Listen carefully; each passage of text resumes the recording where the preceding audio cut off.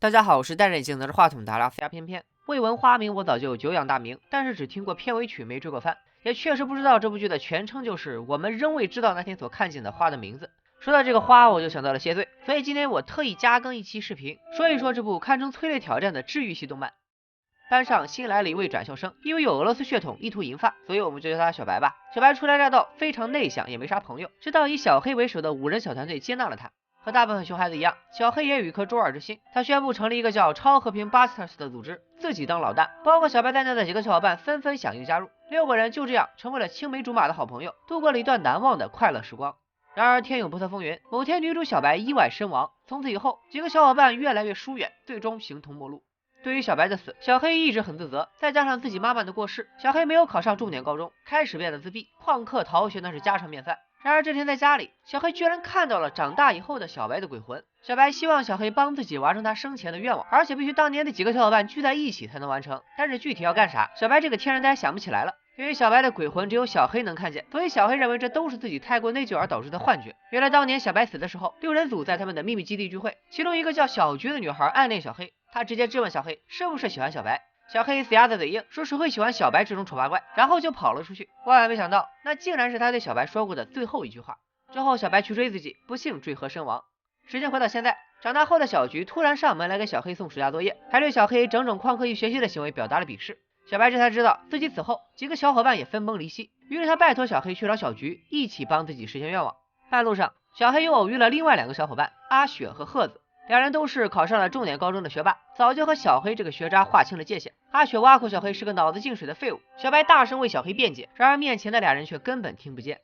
6人组还有一个人波波，当年个子最小的他现在长得最为高大。波波没有念高中，而是选择一边打工一边环游世界，还把童年时待的秘密基地整修成了自己的临时居所。只有他无条件相信小黑能看见小白的鬼魂，还提出也许小白想完成的愿望就是得到一只稀有的口袋妖怪，这只妖怪必须和朋友连线交换才能获得。于是小黑来到游戏店，买来了老板的游戏卡带，刚好小菊也在这里打工，小黑和波波就拜托小菊和他们一起玩游戏。其实小菊也一直对小白的死很自责，如果那天他没有问小黑那个问题，或许悲剧就不会发生。3个小伙伴玩了一下午，仿佛又回到了童年，最后终于成功得到了小白最喜欢的稀有妖怪。然而小白却并没有消失，看来这并不是他的愿望。但1下午的游戏时间似乎已经拉近了大家的距离。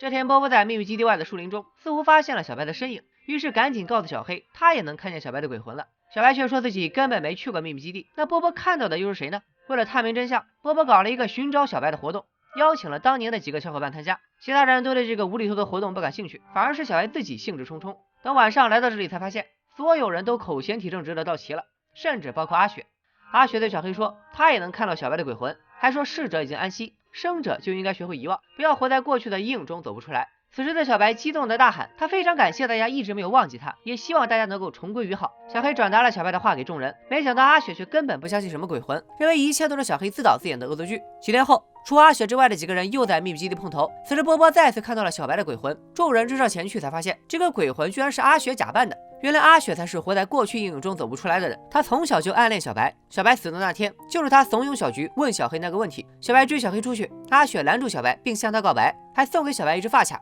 然而小白却匆忙去追小黑，之后就失足落水了。阿雪认为是自己害死了小白，她哭着质问小黑，就算小白的鬼魂出现，哪怕是恶鬼索命，也应该是出现在自己的面前。小黑也向阿雪转告了小白的话，发卡，谢谢，对不起。波波提议不如去小白家寻找线索，就这样借到了小白的日记本。这一翻才想起来，当年大家曾经决定一起做一只巨型火箭烟花寄给神仙，祈祷小黑生病的妈妈快快康复。刚好小菊在打扫秘密基地时发现了一张火箭烟花的设计图，童年时的幼稚构想让大家不禁吐槽。众人还感慨道，当时觉得高中生就已经是大叔了，觉得自己到那时候就可以无所不能，现在才知道童年的时候才是真的无所不能。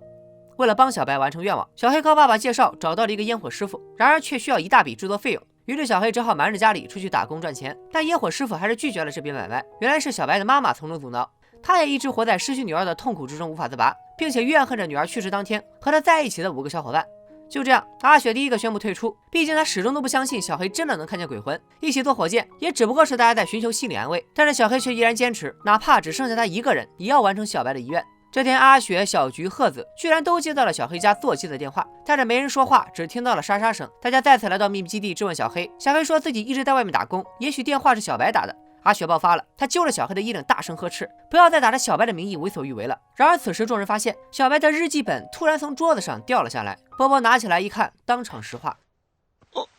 小黑内心希望小白的愿望不要实现，这样他就能永远留在自己身边，不会消失。小菊盼着小白消失，则是因为他喜欢小黑，不愿意看到小黑总是挂念小白而忽视自己。鹤子也怀着这样的私心，只不过他喜欢的不是小黑，而是阿雪。阿雪则宁愿小白消失，也不希望只有小黑能看到小白的鬼魂。乐天派波波也终于忍不住嚎啕大哭。原来那天他亲眼看着小白淹死在河里，却无能为力。后来他不再念书，环游世界，也只是为了逃避现实。大家深刻反省后达成了和解，决定真心实意的向小白道歉，希望能得到小白的原谅。小黑狂奔回家去接小白，却发现小白已经倒在地上，无法动弹。原来他已经实现了愿望。小时候大家一起去看望小黑生病的妈妈，小黑妈妈对小白说，小黑总是假装坚强，不管有什么情绪都憋在心里。于是天真无邪的小白和小黑妈妈约定，一定想办法要让小黑哭出来。所以那天他才瞒着小黑打电话把所有人约到了秘密基地，商量出一个让小黑哭的办法。之后就发生了意外，让小黑哭，排着小白临死前最后一个愿望。小黑就这样一边哭一边背着小白奔向了大家的秘密基地。然而等赶到的那一瞬间，小黑已经彻底感知不到小白的存在了。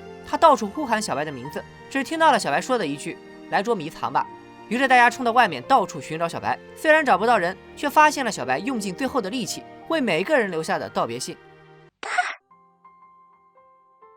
未闻花名，但识花香，再遇花时泪已千行。治愈系的题材我平时很少看，